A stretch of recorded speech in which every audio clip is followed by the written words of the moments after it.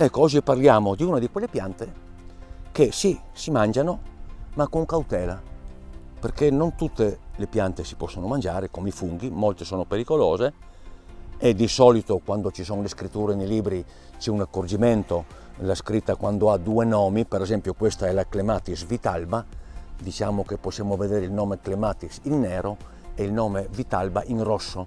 In questo caso vuol dire che possiamo mangiare o una parte della pianta o in un certo momento della sua vita. Questa è l'unica liana che abbiamo in Europa. Questa è una vera e propria liana.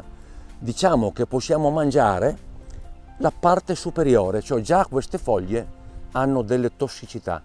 Si taglia questa parte e possiamo mangiare esclusivamente questa parte qua, lessata, da noi in Friuli erroneamente chiamata asparago. Sono circa, ma penso anche in molte altre regioni, si generalizza con asparago, sparaso, spariso, diverse piante, ma gli asparagi in realtà sono solamente 4 qua da noi della famiglia Asparagus, no? Ma non interessa, l'importante è sapere di cosa si parla.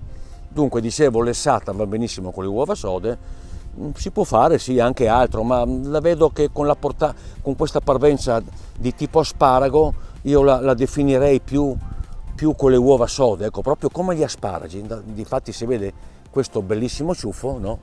Proprio con le uova sode a mimosa. Avete idea cosa sono le uova sode a mimosa? Che parola, eh?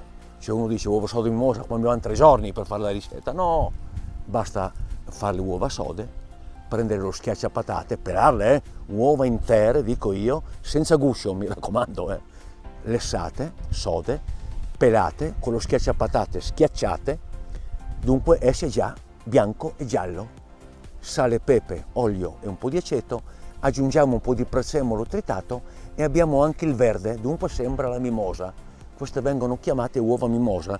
Si lessano le pianticelle, questo vale per tutte, anche gli asparagi, il pungitopo, tutte le piante a mo' di asparago, e copriamo le punte con questa salsa, no? Le lessiamo, la salsa la mettiamo sulle punte e ce le mangiamo in futuro.